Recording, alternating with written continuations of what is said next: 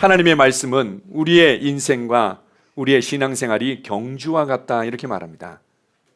이 경주인데 우리가 가다가 힘들면 좀 쉬었다가 낮잠도 잤다가 그리고는 또 뭐 이렇게 맛있는 것도 먹다가 이렇게 할 수 있는 경주가 아니라 계속해서 달리는 경주다 이렇게 말합니다.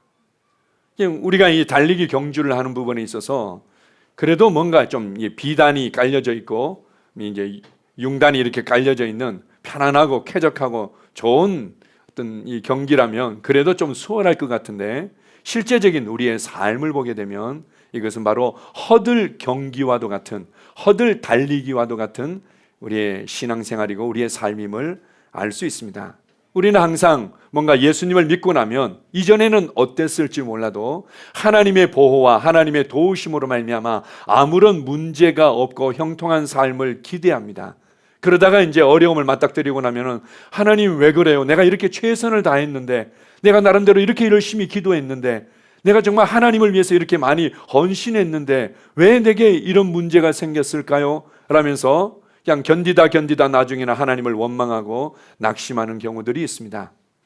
기억하십시오. 우리의 인생은 경주일 뿐만 아니라 허들 경주라는 것을 우리가 알 필요가 있습니다.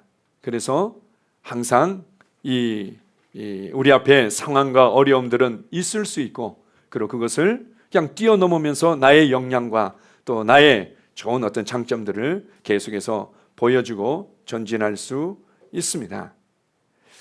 제가 이제 그 주중에 우리 한 성도님의 이제 좋은 간증을 들었습니다. 본인이 이제 영적으로 좀 성장하고 그리고 말씀을 따라 믿음으로 반응하는 것이 무엇인지를 이제는 분명하게 알게 되고 그냥 성령님의 또 만지심과 인도 가운데 영으로 기능하는 것이 무엇인지를 알고 나니까 남편이 너무나 그렇게 고맙더라는 겁니다. 남편한테 예전에는 볼 수 없었던 장점들이 보이고 그리고 남편이 이렇게 자신과 생활하면서 이 걷는 이 산들에 대해서 너무 고맙게 느껴지고 그렇다는 거죠. 그러고 나서 이제 뒤돌아보니까 이전의 남편의 모습이나 지금의 남편의 모습이나 달라진 게 없더랍니다. 뭐 남편이 예전보다 뭔가 좀 더 달라지고 남편이 자기에게 좀 더 잘해주고 뭐 이렇게 해서 달라진 것이 아니라 나의 관점이 나의 해석이 나의 판단이 그리고 나의 선택이 하나님의 말씀을 따라서 달라지고 나니까 그러니까 이제 모든 것들이 다 달라지는 겁니다. 이것이 더 이상 내 삶에 넘을 수 없는 허들이 아닌 거죠. 충분히 넘을 수 있을 뿐만 아니라 이것을 넘는 것들을 통해서 나의 영적인 역량들이 더 강해지고 더 활발하게 나타나게 되는 것을 볼 수 있다고 말합니다. 그래서 우리가 경주를 하는 부분에 있어서 우리의 삶 가운데 여러 가지 어려움들이 있을 수 있죠. 재정적인, 건강적인, 특별히 관계적인 어려움들이 있을 수 있고 교회 안에서의 관계는 또 다른 우리에게 어려움을 줄 수도 있는데 이 모든 것들이 실제로 우리의 경주를 발목 잡는 장애물이 아니라 내 안에 있는 것들이 나의 경주를 발목 잡는 장애물이라는 것을 알 필요가 있습니다. 내 안에 잘못된 관점, 내 안에 있는 잘못된 해석, 내 안에 있는 잘못된 판단, 내 안에 있는 잘못된 선택이 실제로 우리가 영적으로 계속해서 성장하고 더 많은 사람들에게 이 하나님의 은혜와 복음의 영향력을 끼칠 수 있는 것들을 자꾸 발목 잡아 버리는 거죠. 오늘 이 부분에 있어서 한 4가지 정도를 함께 우리가 드러내고 다루고 우리가 전진하는 시간을 갖기를 원합니다. 첫 번째 우리 제목 한번 읽어보겠습니다. 뒤에 있는 것은 잊어버리십시오. 빌립보서 3장 13절 14절 다시 한번 읽어보겠습니다. 형제들아 나는 아직 내가 잡은 줄로 여기지 아니하고 오직 한 일 즉 뒤에 있는 것은 잊어버리고 앞에 있는 것을 잡으려고 표대를 향하여 그리스도 예수 안에서 하나님이 위에서 부르신 부름의 상을 위하여 달려가노라. 사도 바울의 신앙생활을 이제 경주로 얘기를 하면서 나는 뒤에 있는 것을 잊어버린다. 우리의 삶 가운데 뒤에 있는 것, 과거의 일들이 있다는 거죠. 그런데 이것을 잊어버리지 아니하고 이것을 지혜롭게 다루지 아니하면 계속해서 나의 경주를 늦추게 되고 나의 전진들을 막아서는 아주 높은 허들이 될 수밖에 없습니다. 우리가 이제 새가족반에서 과제로 이제 같이 읽고 소감문을 제출하는 것 중에 하나가 이제 하나님 가족의 특권이죠. 그게 이과에 보게 되면 잊어버리는 법을 배우기 이제 내용이 나옵니다. 잊어버리는 것, 결국은 내 과거에 내가 잘 살았던 못 살았던, 그리고 내가 무엇을 경험했던 과거에 있던 것들을 잊어버리고, 그리고는 또 다른 사람을 용서하기도 하고 내 스스로도 용서하면서 계속 전진해야 된다, 이런 부분들을 나누면서 케네스게 목사님의 간증을 나누고 있습니다. 자기가 어떤 이제 관계 가운데 있었던 상처와 어려움 때문에 지금까지 어렵다는 거죠. 그래서 너무 생생하게 얘기를 하다 보니까 그게 언제 경험하신 일인가요? 이랬더니 이분이 1, 2, 3, 4, 5, 7, 8, 그러니까 이제 케네스 목사님께서는 8일 전에 있었던 모양이죠. 이제 이렇게 이제 생각하신 거죠. 그랬더니 이분이 아니요, 8년 전에요. 8년 전에 있었던 일을 꼭 며칠 전에, 때로는 몇 시간 전에 경험한 것처럼 너무 생생하게 말해내는 걸 보면서 이분은 뒤의 것을 잊어버리는 것을 알지 못하기 때문에 계속 그의 경주가 발목이 잡히고 있구나, 이런 것들을 나누고 있습니다. 자, 사도 바울에 관해서 이 부분을 어떻게 이제 잘 다루어냈는지 한번 보도록 하겠습니다. 디모데전서 1장 13절, 14절, 16절입니다. 내가 전에는 비방자요 박해자요 폭행자였으나 도리어 긍휼을 입은 것은 내가 믿지 아니할 때에 알지 못하고 행하였습니다. 우리 주의 은혜가 그리스도 예수 안에 있는 믿음과 사랑과 함께 넘치도록 풍성하였도다. 그러나 내가 긍휼을 입은 까닭은 예수 그리스도께서 내게 먼저 일체 오래 참으심을 보이사 후에 주를 믿어 영생 얻는 자들에게 본이 되게 하려 하심이라.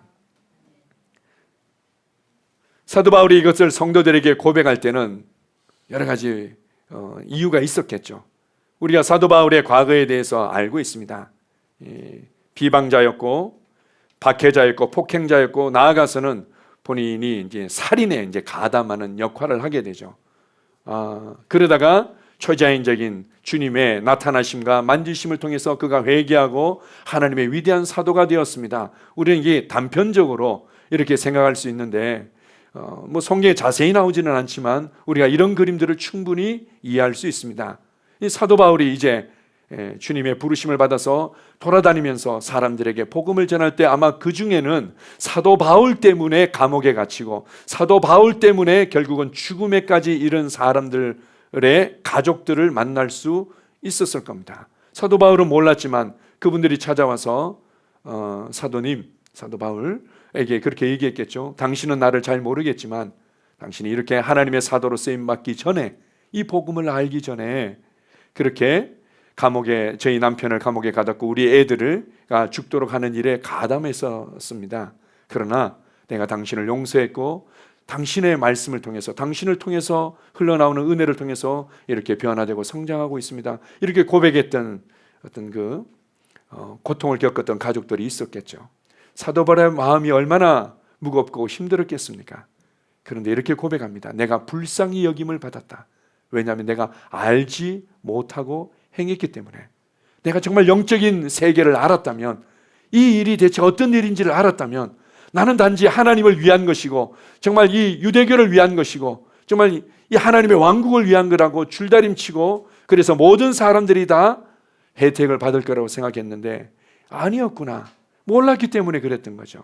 그래서 내가 긍휼을 입었고 그 주님의 긍휼을 입은 까닭에 지금 내가 여기까지 올 수 있었습니다.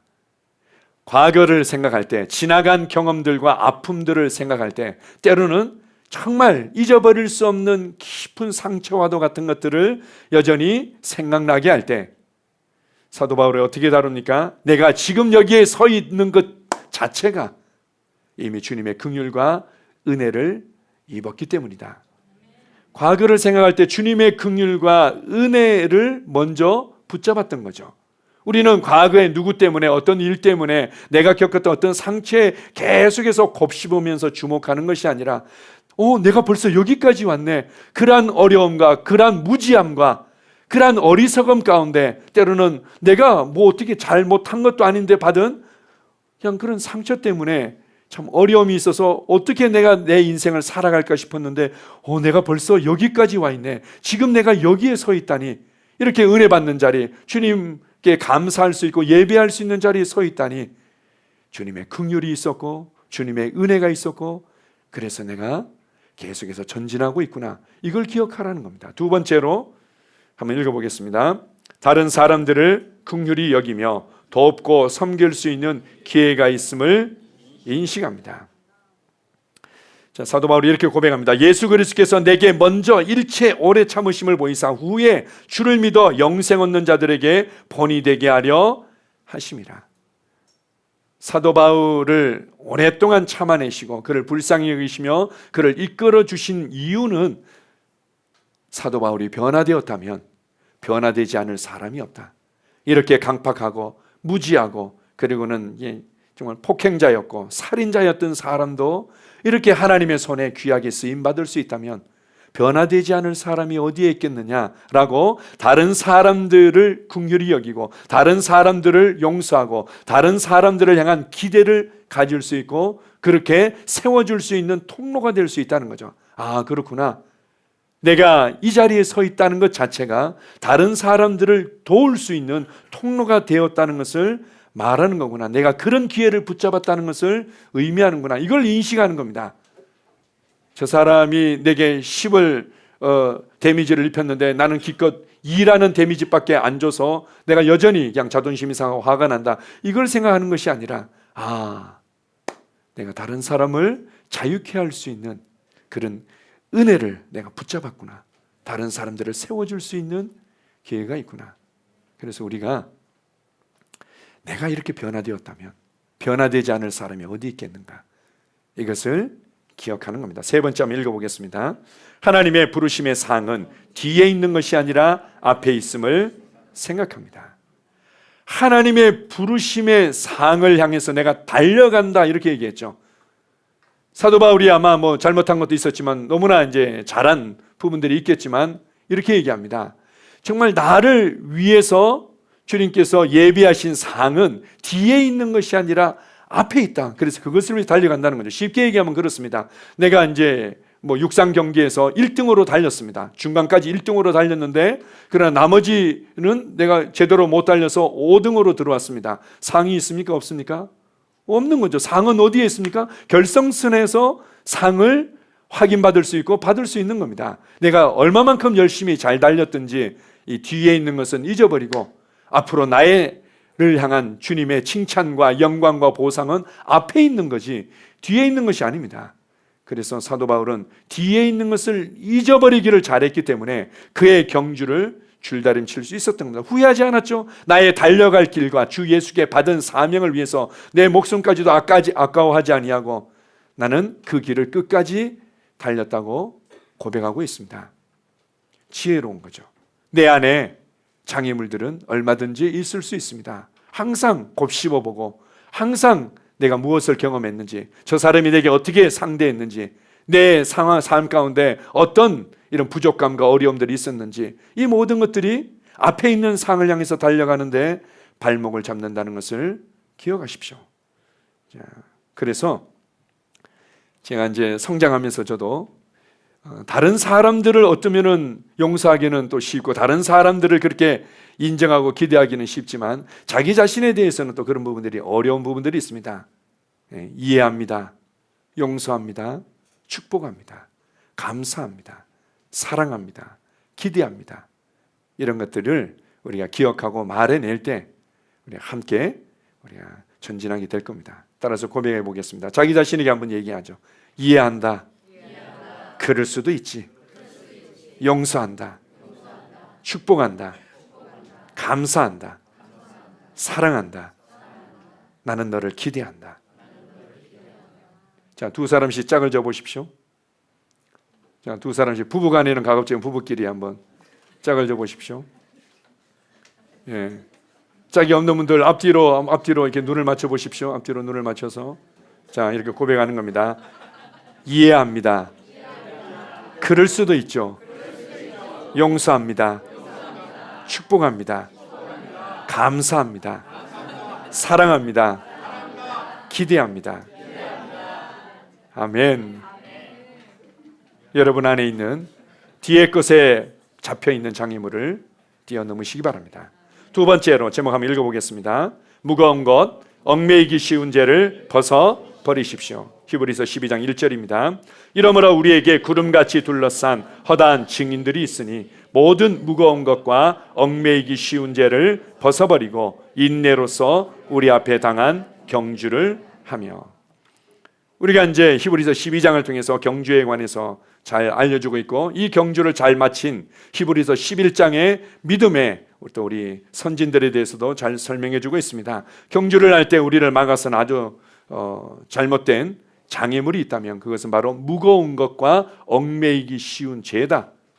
우리 실제로 우리가 경주를 할 때 뭔가 이렇게 두꺼운 외투를 입고 완전 군장을 하고 경주하는 사람은 없습니다. 그건 전투할 때나 생존을 위한 어떤 완전 군장을 꾸리는 거지, 경기할 때는, 달리기 할 때는 몸을 가볍게 하는 거죠.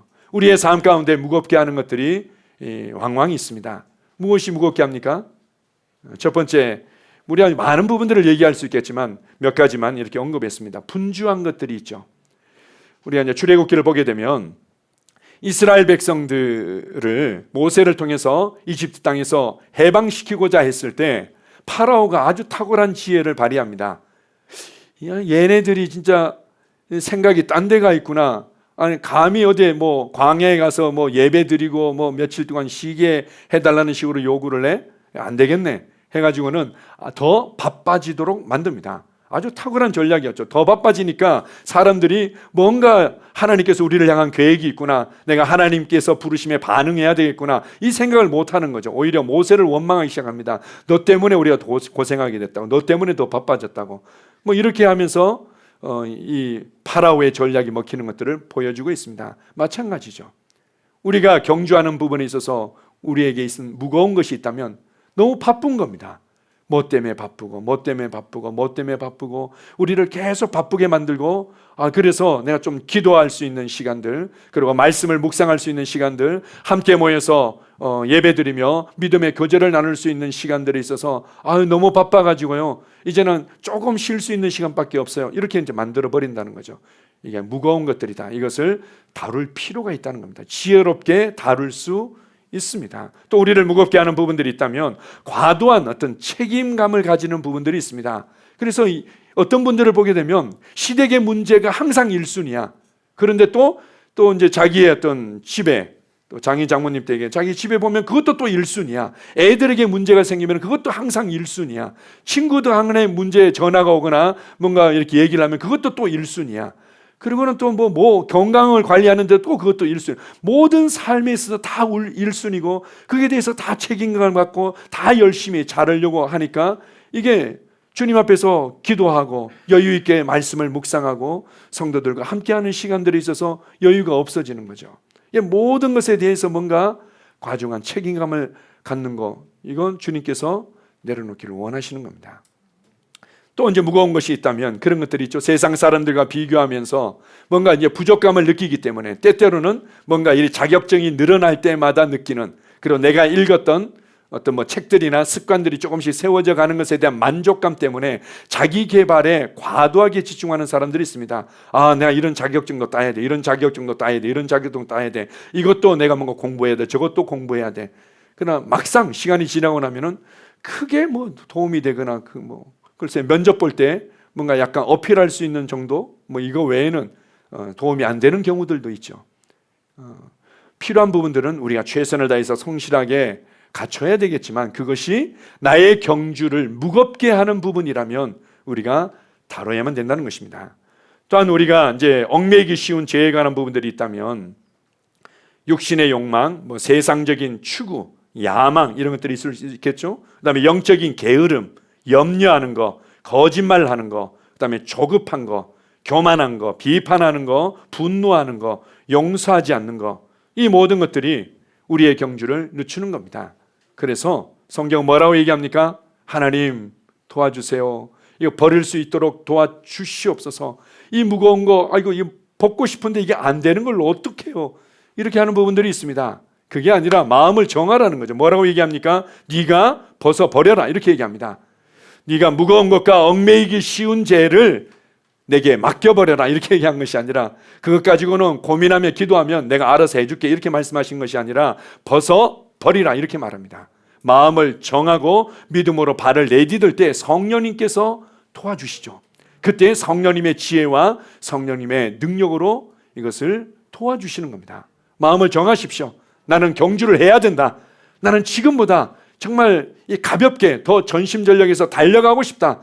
대체 내가 주님을 알아가는 부분에 있어서, 주님을 예비하는 부분에 있어서, 우리가 믿음의 교제를 나누며 함께 성장해 가는 부분에 있어서 내 삶을 이렇게 무겁게 만들고 자꾸 발목을 잡는 게 뭘까? 라고 주님 앞에 기도할 때 성령님께서 가르쳐 주십니다. 사람들마다 다 다르겠죠? 사람들마다 우리가 봤을 때 너무 잘하고 있는데요 하지만 성령님께서 이렇게 보여주시고 드러내주시는 부분들이 있는 거죠. 그거 벗어버려라 이렇게 말합니다. 마음을 정하고 그리고 내가 믿음으로 발을 내디딜 때 성령님은 우리를 도우시며 이것을 넘어서도록 이끌어 주시는 분입니다. 아멘. 자, 세 번째 같이 한번 읽어보겠습니다. 이상주의와 완벽주의를 주의하십시오. 이상주의와 완벽주의다. 이상적이라는 것은 뭐 좋게 얘기하면 한편으로 비전적이다 이렇게도 얘기할 수 있죠. 뭔가 비저널이다.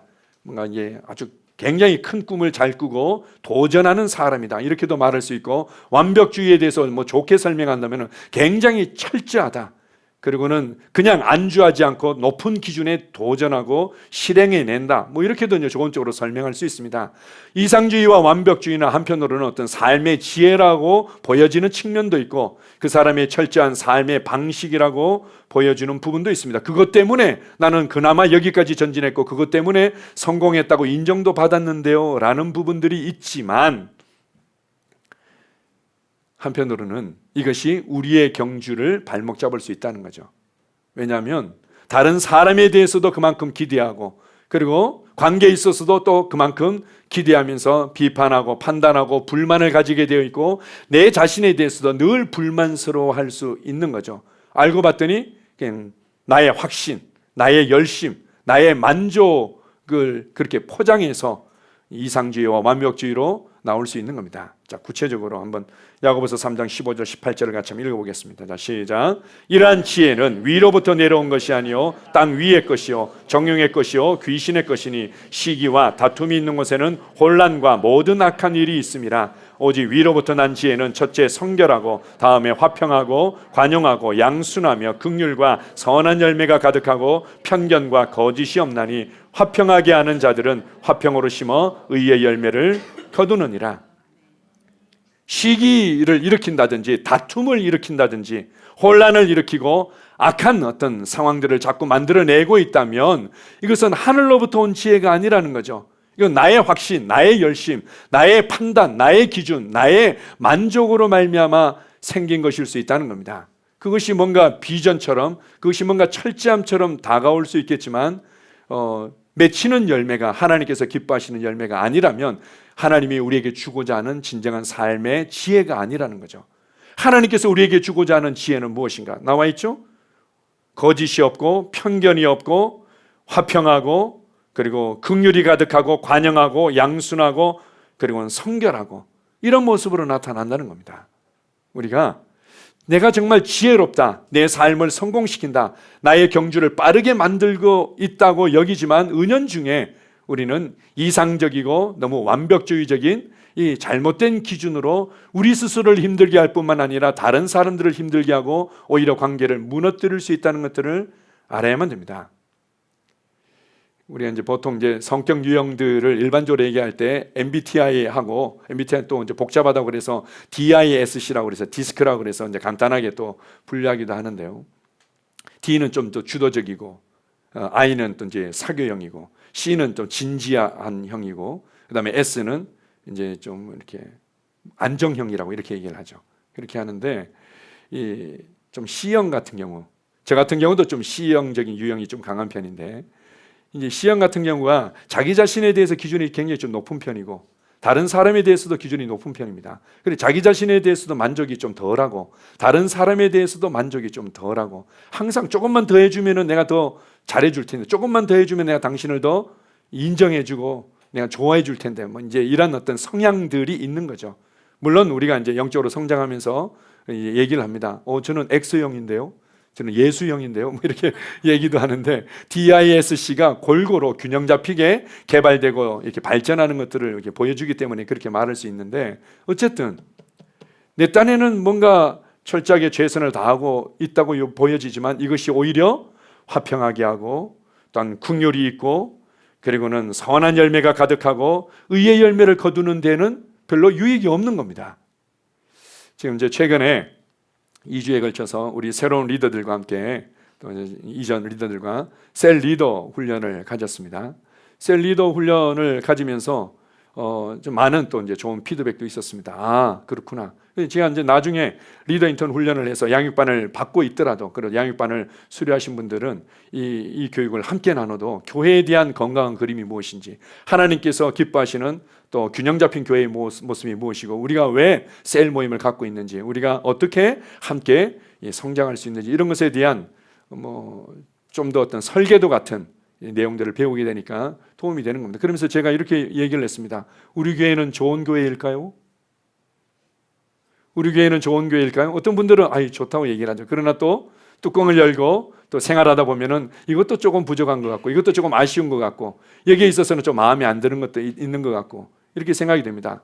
그러면 얼마만큼 해야지 좋은 교회일까요? 얼마만큼 갖춰야지 좋은 교회가 될까요? 제가 이제 담대히 얘기했습니다. 우리 교회는 좋은 교회라고. 목사님 대단하세요. 그렇게 교회를 사랑하시는군요. 그런데 귀를 닫고 계신 거 아니에요? 눈을 닫고 계신 거 아니에요? 아니요. 우리 교회, 주님께서 기뻐하시는 건강한 교회가 무엇인지에 대한 그림을 알고 있고 보고 있고 그리고는 방향을 맞춰서 한 걸음씩 전진하고 있다면 좋은 교회입니다. 우리 교회가 추구하는 어떤 이 교회의 어떤 비전과 사역의 방향이 무엇입니까? 이게 나와 있습니다. POP, 삶을 변화시키는 제자로, 셀리더, 셀그룹, 지속적인 재생산. 이게 너무 딱딱하고 뭔가 이게 조직적인 표현처럼 보여지는데 POP라는 것은 평화의 사람을 얘기하는 거죠. 우리가 정말 영혼들을 얻기 위해서 집중하고 기도하는 주 초점이 어디에 있냐면은 바로 말씀에 반응하는 사람, 고넬료 같은 사람, 루디아 같은 사람, 간수장 같은 사람들, 그 사람들을 얻고자 하고 그들을 통해서 또한 그의 오이코스, 그들의 관계성 가운데 있는 영혼들을 얻고자 하는 것, 이것이 교회 사역의 아주 중요한 초점 중에 하나입니다. 이것이 얼마만큼 활발하게 잘 일어나는데요. 활발하게 잘 안 일어나는 부분들이 있지만 우리가 나아가야 될 방향에 대해서 초점이 명확한 거죠. 그리고는 결국 말씀으로 실제적으로 자신의 삶을 변화시켜서 건강 문제, 재정 문제, 그리고 부부관계나 자녀 문제나 우리의 삶의 현장에서 실제적인 말씀으로 말미암아 변화가 이루어지는가, 삶을 변화시키는 제자들을 세우는 게 우리의 사역의 이제 초점인 거죠. 그리고는 그렇게 해서 다른 사람들을 그렇게 만들 수 있는 그런 영적인 리더, 영적인 부모들을 일으키고 이것이 안정적으로 효과적으로 이루어지기 위해서 건강하고 균형 잡힌 셀과 교회가 개척되어지도록 하고 이것이 지속적으로 계속해서 재생산되도록 하는 거, 이게 이제 우리 교회의 사역의 초점인 거죠. 방향인 겁니다. 여기에 그냥 맞춰져 있기 때문에 저희 교회는 좋은 교회입니다. 자, 보십시오. 여러분의 셀 리더는 좋은 셀 리더입니까? 또 우리 셀 리더분들은 여러분은 좋은 셀 리더입니까? 한국 사람들은 좀 이제 겸손한 태도들을 가지고 있기 때문에 좋은 셀 리더가 되려고 노력하고 있어요. 이렇게 얘기를 하죠. 좋은 셀 리더를 얼마만큼 해야지 될 수 있는 겁니까? 어떻게 해야지? 우리가 이제 보통 이제 리더의 어떤 자질, 리더의 어떤 자격들 하면은 크게 한 4가지 정도를 일반적으로 제시합니다. 첫 번째는 복음에 대한 이해가 분명하고 그것으로 말미암아 삶의 간증이 있는 사람, 두 번째는 섬길 수 있는 태도와 성품들이 어느 정도 세워진 사람, 세 번째는 소통할 줄 알고 관계를 이해하고 만들어갈 수 있는 사람, 네 번째는 교회의 비전을 이해하고 헌신할 수 있는 사람. 보통 이제 한 4가지 정도를 갖출 때 우리가 이제 셀 리더로 세우게 됩니다. 그런데 이 복음에 관한 부분도 80점 이상, 사람들을 섬길 수 있는 태도와 성품에 관해서도 80점 이상, 그리고는 이제 소통할 줄 알며 관계성, 그래 사람들이 교회 가운데 잘 뿌리내도록 도와주고 잘 관계를 만들어갈 수 있는 부분에 있어서도 80점 이상, 그리고는 교회의 비전을 이해하고 헌신하는 부분에 있어서도 80점 이상 된 사람들이 몇 명이나 있냐고요? 별로 없습니다. 그냥 우리가 봤을 때 왠지 우리가 이상적인 기준을 가지고 또 우리가 완벽적인 기준을 가지고 우리 셀 리더는 이것 때문에 마음에 안 들어요. 그래서 우리 셀은 이런 것 같아요. 우리 셀 리더는 이런 부분들을 내가 좀 건의했는데도 잘 해결을 안 해줘서 우리 셀은 그냥 이 모양인 것 같아요. 뭐 이렇게 우리가 이제 생각할 수 있는 부분들이 있는 거죠. 때때로 말입니다. 교회의 어떤 필요에 의해서, 그리고 성도들의 어떤 상황에 의해서 복음적인 부분들만 강한 어떤 좀 더 점수가 있는 분들이 먼저 리더로 세워져서 그 일정 기간을 함께 동역할 수도 있습니다. 어떨 때는 교회의 어떤 필요나 성도들의 상황에 의해서 다른 사람들을 잘 섬길 줄 아는 좋은 태도와 성품을 가진 분들이 먼저 리더로 세워져서 또 함께 동역할 수도 있고, 어떤 경우에는 그냥 좀 더 성품도 조금 부족하고, 그리고는 관계에 있어도 좀 약하고, 복음에 대한 이해들도 조금 약하더라도 교회의 어떤 이 비전에 열정적으로 헌신되어 있고 이 부분에 불을 붙일 수 있는 사람이 조금 더 빨리 리더로 세워져서 함께 동역하기도 하고, 이제 이러한 어떤 부분들이 있을 수 있는 거죠. 뭘 얘기하고 싶은가 하면, 현재의 상황을 균형 있게 진단할 필요가 있다는 겁니다. 현재의 상황을 좀 균형 잡히게 진단하고, 그리고 성장의 과정을 이해해야만 합니다. 우리가 이제 함께 과정을 통과하고 있고 시간을 통과하면서 성장하고 있습니다. 성장에는 과정이 있죠. 셀도 신혼기, 갈등기, 공동체기, 배가 번식기라는 이 성장의 과정들이 있습니다. 이런 것들을 이해하지 않는다면 왜 이 정도밖에 되지 않을까라고 마음의 불만과 답답함과 비판들이 더욱더 많아질 수밖에 없습니다. 그것은 자기 자신에게도 마찬가지인 거죠. 나에 대해서도 균형 잡히게 지금의 상황을 진단하고, 나에 대해서도 성장의 과정을 이해하고 내 자신을 존중해 줄 필요가 있다는 겁니다. 세 번째는요, 한 몸으로서의 교회 생활을 이해하는 겁니다. 우리가 함께 믿음의 교제를 통해서, 함께 사랑의 교제를 통해서, 함께 교회의 이 부르심에 헌신하고 동역함을 통해서 함께 성장해 가는 겁니다. 나 혼자 열심히 한다고 되는 것이 아니라 주님께서 우리를 그리스도의 몸 안으로 부르셨고 연결되고 결합되어지는 것만큼 스스로 잘할 수 있게끔 우리를 몸 안으로 부르신 거죠. 그렇게 해서 우리가 자녀들을 키울 때 보통 그런 것들을 많이 경험하지 않습니까? 처대를 키울 때요, 기대치가 높은, 이렇게 해야만 돼, 이렇게 해야지 애가 지혜로워져, 똑똑해져, 성공할 수 있어, 내가 최소한 이것은 반드시 갖춰주도록 만들어줘야 돼, 이렇게 해가지고는 애한테 많이 잔소리도 많고 애한테 기대하고 요구하는 것들이 많아지는 경우들이 있습니다. 대체로 그렇죠. 그래서 큰 아이들은 성품이 좀 원만한 대신 약간 눈치 보고 약간 주눅들어하는 경향이 있는 부분도 있죠. 뭐 다 그런 건 아니겠지만, 그러고 나면 이제 둘째 아이는 그 이제 경험을 통해서 어떤 실수를 통해서 조금 더 울타리를 넓게 쳐주고 조금 더 그냥 허락해주고 인정해주고 이런 부분들이 있는 것들을 보게 됩니다. 마찬가지라는 거죠. 여러분 자신에 대해서, 또 여러분의 남편과 아내와 가족에 대해서, 또 교회와 성도에 대해서 현재의 상황을 좀 균형 잡히게 진단하고 성장의 과정을 이해하면서 함께 동역해가고 함께 만들어가고 있다는 것들을 붙잡으시기 바랍니다. 그렇다면 다른 사람들의 연약함 때문에 여러분의 경주가 발목 잡히지 않을 겁니다. 내가 볼 때 제대로 되어지지 않는다고 보여지는 상황 때문에 여러분의 경주가 발목 잡히지 않게 될 것입니다. 네 번째로 보시겠습니다. 우리 넷째 같이 읽습니다. 영적인 피곤과 낙심을 다루십시오. 나의 경주를 치송하십시오. 자, 히브리서 12장 12절 13절입니다. 그러므로 피곤한 손과 연약한 무릎을 일으켜 세우고 너희 발을 위하여 곧은 길을 만들어 저는 다리로 하여금 어그러지지 않고 고침을 받게 하라. 사도 바울은 늘 기쁨으로 충만했다. 내가 너희를 권하노니 너희도 항상 기뻐하라. 이렇게 얘기하고 늘 담대했고 늘 활력이 있고 이 생명의 충만함을 흘려보내는 삶을 살아갔습니다. 그렇지만 동시에 우리의 신앙의 여정 가운데 피곤할 수 있고 낙심할 수 있다는 것들을 너무나 잘 알았던 겁니다. 우리가 이제 피곤한 손이라고 보통 표현할 때 이제 이렇게 아마 생각이 날 겁니다. 이 몸에 기력이 없어지고 좀 어려워지게 되면 밥은 먹어야 되겠는데, 아이고 숟가락 드는 게 왜 이렇게 힘들지? 숟가락 드는 것도 힘들게 느껴지는 거죠. 근데 이거 힘들다고 안 먹으면 안 되니까 먹기는 먹어야 되겠는데, 그러니까 숟가락 이렇게 들다 말고 이제 얼굴을 갖다가 이렇게 이제 피곤한 손이라는 거예요. 연약한 무릎이 있지 않습니까? 다리에 힘이 풀려가지고는 서 있고 싶은데 서 있을 수가 없는 거예요. 에베소서 6장에 보면 우리가 영적인 성장과 또 교회를 위한 영적인 전투가 있는데, 너희가 이 싸움을 싸우고 이기고 서기 위해서 전신갑주를 취하라 이렇게 얘기합니다. 전신갑주는 단지 영적인 전투에서 승리하기 위해서 취하는 것이 아닙니다. 성경을 자세히 보면은 이긴 이후에 서 있기 위해서 전신갑주를 취하라. 머리부터 발끝까지 진리로 무장하라고 말씀하는 겁니다. 자, 보십시오. 제가 예전에 영화를 하나 본 게 있었는데요. 그 이제 중국 영화였습니다. 그 이제 그 옛날 춘추 전국 시대의 영화였던 것 같아요.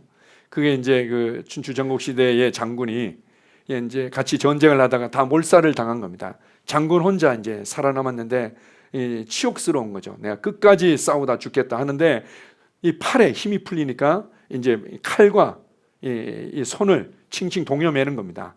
이제 다리에 힘이 풀려가지고 서 있을 수가 없다 보니까 이제 옛날에 자기 나라를 상징하는 깃대 있지 않습니까? 깃대를 부러뜨렸든지 해가지고는 자기 등을 거의 꼽다시피 해가지고는 딱 지지를 하는 거죠.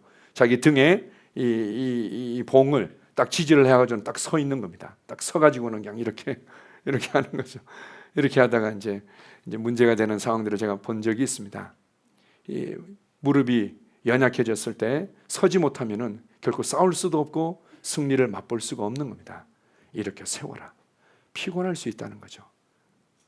마음 가운데 그것으로 말미암아 낙심이 들어올 수 있다. 내가 언제까지 해야 돼요? 이렇게 하고 나는 더 이상 못할 것 같아요. 내가 이렇게까지 기도하고 이렇게까지 내가 섬겼고 이렇게까지 헌신했으면 충분한 것 같은데 나보고 이제 뭘 더 하라고 그래요? 이런 마음들이 들어온다면 그것은 뭐 내가 사실은 내가 누구를 위해서 뭔가를 한 게 아니라 주님께서 내게 주신 나의 삶을 위해서, 나의 영혼을 위해서, 나의 부르심을 위해서 내가 달려왔지 않습니까? 그런데 이제 와서 이제는 내가 왜 그런지 모르겠어요. 이거는 이제 내 안에 피곤함이 들어온 거죠. 피곤해. 그래서 손이 무거워진 겁니다. 나는 더 이상 위로해 줄 수 없어요. 더 이상 섬길 수 없어요. 더 이상 봉사할 수 없어요. 더 이상 나는 할 수 없어요. 왜 그래요? 뭐 그것들을 통해서 뭐 내가 뭐 인정받거나 보상받는 것도 아니고 이제 이렇게 하면서 무릎이 연약해지는 겁니다. 그때 뭐라고 얘기합니까? 일으켜 세워라. 이렇게 세워라. 네가 달려가야 될 길이 있고 네가 달려가야 될 경주가 있지 않느냐. 하나님과 그런 믿음의 선진들이 너를 응원하고 있지 않느냐. 일으켜 세워라. 누가 세우는 겁니까? 일으켜 세우도록 도와주시기를 하여 주시옵소서. 이렇게 하는 겁니까? 아니죠. 일으켜 세워라. 네가 주님, 내가 마음을 정합니다. 나의 심령을 세우겠습니다. 나는 하나님의 복음을 다시금 붙잡습니다. 주님, 나는 이 길을 걸어가고 달려갈 것입니다. 마음을 정하고 믿음의 발을 내디딜 때 그때 성령의 능력이 풀어지고 하나님의 은혜들이 풀어지고 나의 심령을 활력 있게 하고 이 손과 무릎에 힘을 받게 되는 겁니다. 너희 발 앞에 굳어진 길이 있고 상황이 있고 어려움이 있느냐? 그렇다면 곧게 만들어라. 어그러지고 문제가 된 것이 있느냐? 고침을 받게 해라. 이렇게 말합니다. 네가 하나님의 말씀을 따라 믿음으로 반응할 때 성령님께서 우리 가운데 역사하신다고 말씀하는 것입니다. 마지막으로 히브리서 12장 2절 3절 같이 했습니다. 믿음의 주요 또 온전하게 하시는 이인 예수를 바라보자. 그는 그 앞에 있는 기쁨을 위하여 십자가를 참으사 부끄러움을 개의치 아니하시더니 하나님 보좌 우편에 앉으셨느니라. 너희가 피곤하여 낙심하지 않기 위하여 죄인들이 이같이 자기에게 거역한 일을 참으신 일을 생각해라. 너희가 피곤하여 낙심하지 않기 위해서 이렇게 말합니다. 우리의 경주에 있어서 피곤해지고 난 도저히 못하겠다고 우리가 가끔 굉장히 감동적인 그런 영상들을 볼 때가 있지 않습니까? 이 형제가 같이 마라톤에 출전했는데 결승선을 얼마 남기지 않고 동생한테 이게 이제 온몸이 이제 무너진 겁니다. 이제 정신이 혼미해가지고 그냥 쓰러져 버린 거죠. 그랬더니 얼마든지 이게 등수 안에 들 수 있었을 텐데 형이었던 걸로 기억하는데요. 거기서 동생을 그냥 어깨에 이렇게 붙잡습니다. 자기 등수보다도 우리는 완주해야 돼. 그리고 내가 너에게 완주하지 못했다는 그 오점을 나는 네 인생에 남겨주고 싶지 않아. 라면서 형이 동생을 딱 들쳐매는 겁니다. 그래가지고 둘이 간신히 결승점을 이제 통과하는 이제 아주 굉장히 감동적인 장면들이 나오는데요. 이게 계속 완주하고 싶은데 마음은 있는데 이게 마음에 피곤함이 들어오면서 낙심이 되어지는 부분들이 있죠. 그때 어떻게 해야 됩니까? 그리스도 안에 있는 나는 모든 것을 할 수 있습니다. 그리스도 안에 나는 이렇게 주저앉을 수 없습니다. 이렇게 고백만 하고 있지 말고 예수를 생각해라 이렇게 얘기합니다. 예수를 생각하고 예수를 바라봐라. 나를 대신하여 나의 위치에서 경주를 어떻게 완주하셨는지 그분을 생각하고 그분을 바라봐라. 그럴 때 피곤한 손이, 연약한 무릎이 낙심으로 말미암아 무너질 것 같은 답답함과 아픔들이 다시금 활력을 얻고 전진하게 되어 있다고 말씀하고 있습니다. 따라서 고백하겠습니다. 나를 위한 경주가 있습니다. 옆 사람도 축복하겠습니다. 당신을 향한 경주가 있습니다. 아멘. 주님을 더 알아가야만 되는 경주가 있습니다. 그리고 정말 주님의 사랑과 은혜들을 더욱더 누려가면서 성장해야 될 경주가 있습니다. 복음을 나누고 제자들을 만들어야 될 경주가 있습니다. 더 많은 상처받고 아프고 눌리고 방황하고 있는 가정을 회복시켜야 될 경주가 있습니다. 예수 그리스도의 장성한 분량이 충만한 데까지 이르러야만 되는 경주가 있습니다. 땅끝까지 복음을 가져가야 되는 경주가 있습니다. 하늘 왕국을 이 땅에 가져와서 우리의 삶의 곳곳으로 가져가야 될 경주가 있습니다. 여러분 안에 있는 장애물을 다루십시오. 뒤의 것을 잊어버리고 무거운 것, 얽매이기 쉬운 죄를 벗어버리고 이상주의와 완벽주의를 우리가 지혜롭게 다루고 피곤함과 낙심을 다루며 여러분의 경주를 달려가시기 바랍니다. 아멘. 그렇습니다. 주님, 하나님을 더욱더 알아가야 될 나의 경주가 있습니다. 예수 그리스도의 장성한 분량까지 자라가야 될 나의 경주가 있습니다. 주님, 상처받고 눌리고 방황하며 찾고 있는 영혼들에게 복음을 가져가고 그들을 제자 삼아야 될 나의 경주가 내 앞에 있습니다. 더 많은 가정을 회복시키며 다음 세대들이 주님의 사람들로 일어나야 될 다음의 경주가 있습니다. 땅끝까지 복음이 전파되어져야 하는 일에 있어서 내가 함께 동역하며 달려가야 될 경주가 있습니다. 이것을 막아서는 많은 장애물들을 나는 직시합니다. 그것은 밖에 있는 것이 아니라 내 안에 있는 것임을 내가 알고 있습니다. 주님, 과거에 내가 무엇을 경험했던, 과거에 내가 어떤 상처를 받았던, 과거에 나의 관계 가운데 어떤 고통과 어려움이 있었던, 주님, 내가 지금 여기에 서 있다면 하나님의 긍휼과 은혜와 넘치는 사랑이 전진시켰다는 것을 나는 생각하며 뒤의 것을 잊어버립니다. 주님, 다른 사람들을 긍휼히 여길 수 있고 돕고 섬길 수 있는 그런 재료와 기회와 특권을 받았다는 것들을 생각하며 뒤의 것을 잊어버립니다.